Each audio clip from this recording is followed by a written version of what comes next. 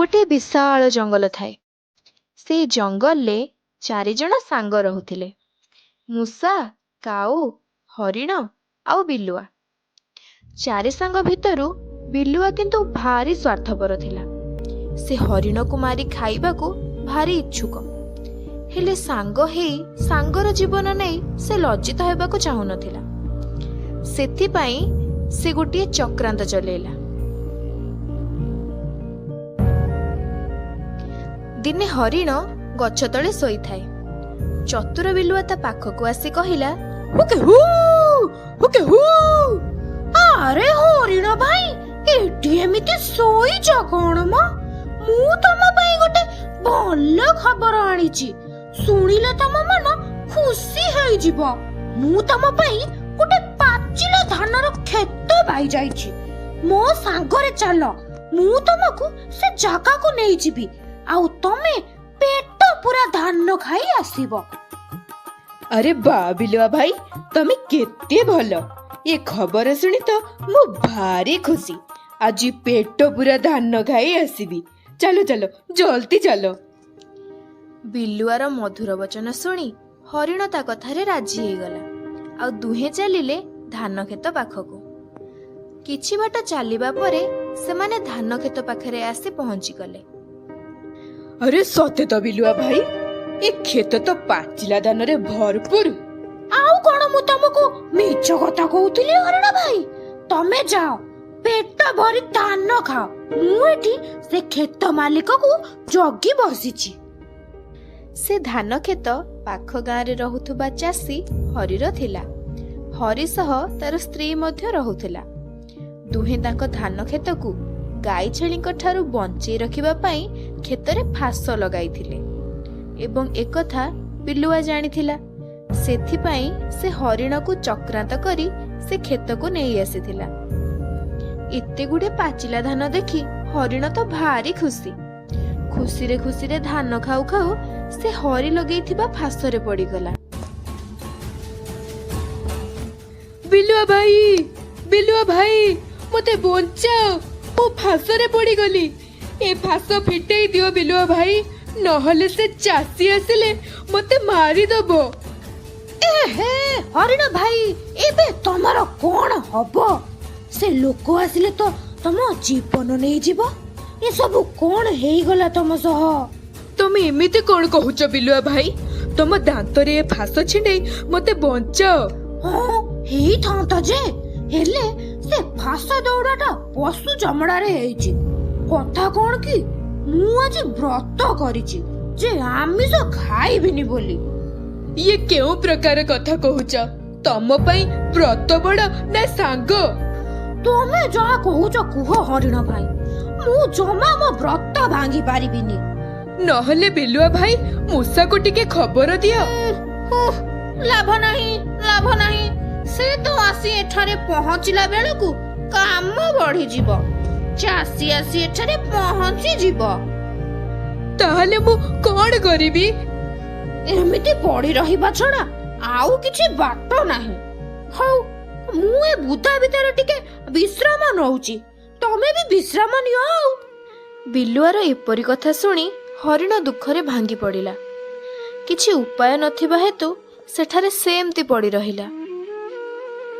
किछि समय परे काऊ हरिण को खोजी खोजी आसी धान खेत पाखरे पहुंचिला। हरिणर एमिति अवस्था देखि काऊ व्यस्त विब्रत होई हरिण को एपरी अवस्थार कारण पचारिला। अरे हरिण भाई, तमर एपरी अवस्था किपरि हैला? कोन कहिबी काऊ भाई, बिलुआ कथारे पड़ी धान खाइबाकू आसीथिली। धान खाइबाकू जाई चासी बिछेइथिबा फासरे पड़ी गली। हेले बिलुआ भाई काई? से सेपटे बुदारे विश्राम करूछंती। बिलुआ भाई, ये तमे कोन करूछ? देखुछ हरिण भाई असुविधा रे पड़ीची, तमे ताको उद्धार न करी एठी विश्राम करूछ। ओहो गाऊ, तू एते काई रागुछु? कथा कोन की मोर आज व्रत। मु आज किछि आमिष पार्टी रे पुरेइबिनी, नहले कोन मु हरिण भाई को उद्धार करि न थांती। ओहो माछ कंकड़ा खाइबा लोक ପୁଣି ବ୍ରତ କରିଛି। ଆରେ ବିଲୁଆ ଭାଇ, ସିଏ ପରା ତମ ବନ୍ଧୁ। ନିଜ ବନ୍ଧୁକୁ ଏମିତି ବିପଦରେ କଣ ପାଇଁ ପକଉଛ? ବନ୍ଧୁ? କି ବନ୍ଧୁ ମ? ନିଜ ଖାଦ୍ୟ ସାଙ୍ଗରେ ପୁଣି କି ବନ୍ଧୁ? ଆଚ୍ଛା, ଏଇ ତାହେଲେ ତମ ଚାଲ। ମୁଁ କିନ୍ତୁ ଏମିତି ହବାକୁ ଦେବିନି। ମୁଁ ନିଶ୍ଚିତ ହରିଣ ଭାଇକୁ ଉଦ୍ଧାର କରିବି। ଏମିତି କହି କାଉ ହରିଣ ପାଖକୁ ଗଲା। ହରିଣକୁ ଆଶ୍ୱାସନା ଦେଇ କହିଲା, ହରିଣ ଭାଇ, ତମେ ବ୍ୟସ୍ତ ହୁଅ ନାହିଁ। ମୁଁ ଯାଉଛି ମୂଷାକୁ ସାଙ୍ଗରେ ଧରି ଆସିବି। ସିଏ ଆସି ଏ ଫାସ କାଟିଦବ। ତାପରେ କାଉ ମୂଷା ପାଖକୁ ଗଲା। ମୂଷା ମଧ୍ୟ ସମସ୍ତଙ୍କ ଦେଖା ନ ପାଇ ଭାରି ବ୍ୟସ୍ତ ହେଉଥାଏ। ଠିକ୍ ସେତିକି ବେଳେ କାଉ ଯାଇ ମୂଷା ପାଖରେ ପହଞ୍ଚିଲା। ଆରେ ଘଟଣା କଣ? ଆଜି ସକାଳୁ ତମର କାହାର ଦେଖା ନାହିଁ? କଣ ଆଉ କହିବି ମୂଷା, ଏ ବିଲୁଆ ଚକ୍ରାନ୍ତର ଶିକାର ହୋଇ ହରିଣ ଭାଇ ଚାଷୀ ବିଛାଇଥିବା ଫାସରେ ଫସି ଯାଇଛନ୍ତି। ଆମ ପାଖରେ ଆଉ ସମୟ ନାହିଁ। ତମେ ଚାଲ, ମୁଁ ତମକୁ ମୋ ଥଣ୍ଟରେ ଧରି ନେଇଯିବି। ନହେଲେ ଏତେ ବାଟ ଚାଲିକି ଗଲା ବେଳକୁ ସେପଟେ ହରିଣ ଭାଇଙ୍କ ଜୀବନ ଚାଲିଯିବ। ହଁ ହଁ, ଠିକ ଅଛି କାଉ ଭାଇ। ଏମିତି କହି କାଉ ମୂଷାକୁ ଥଣ୍ଟରେ ଧରି ଉଡ଼ିଗଲା। କାଉ ଯାଇ କ୍ଷେତରେ ପହଞ୍ଚି ହରିଣ ପାଖକୁ ଯିବା ବେଳେ ଚାଷୀ ଓ ତାର ସ୍ତ୍ରୀ ଆସୁଥିଲେ। ସେମାନଙ୍କୁ ଦେଖି କାଉ ଭାରି ବ୍ୟସ୍ତ ହୋଇଗଲା। ସତ୍ୟନାଶ! ହେ ଭଗବାନ, କଣ ହବ ଏବେ? ହଁ, ଗୋଟେ କାମ କରିବା। ମୂଷା, ତମେ ଏଇ ବୁଦା ଭିତରେ ଲୁଚି ଯାଅ। ମୁଁ କା କା ଡାକିଲେ ତମେ ଆସିବ ଆଉ ଫାସ କାଟିଦବ। ହଁ ହଁ, ଠିକ ଅଛି କାଉ ଭାଇ। କାଉ ଯାଇ ହରିଣକୁ ମଧ୍ୟ ଏ ଖବର ଦେଲା ଆଉ ହରିଣକୁ ମରିବାର ମିଛ ଅଭିନୟ କରିବାକୁ କହିଲା। ତାପରେ କାଉ ହରିଣର ଆଖିକୁ ମିଛରେ ଖୁମ୍ପିବାକୁ ଲାଗିଲା, ଯାହା ଫଳରେ ଚାଷୀ ଭାବିବ ହରିଣଟି ମରିଯାଇଛି ବୋଲି। ଠିକ ତାପରେ ଚାଷୀ ଓ ତାର ସ୍ତ୍ରୀ ଆସି ସେଠାରେ ପହଞ୍ଚିଗଲେ। ଆରେ ଦେଖ ଦେଖ, ଫାସରେ ଗୋଟେ ହରିଣ ପଡିଛି। ଆରେ ସତେ ତ, ଇଏ ତାହେଲେ ମୋ ଧାନ ତକ ସବୁ ଖାଉଛି।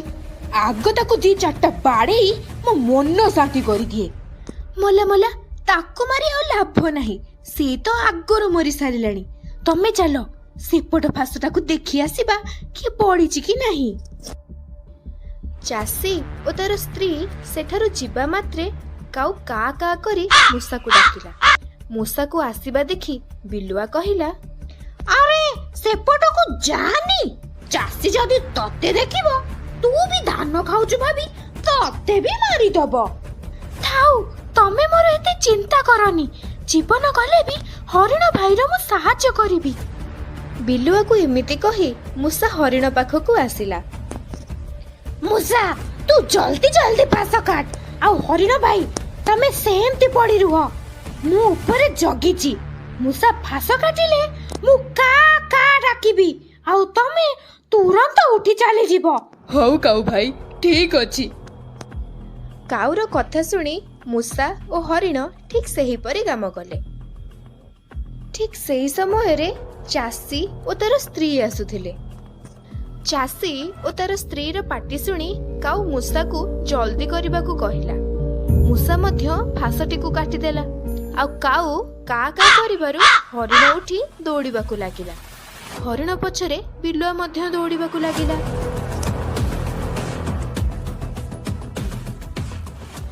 ଆରେ ଆରେ, ଇଏ କଣ ଦୌଡ଼ି ପଳେଇଲା?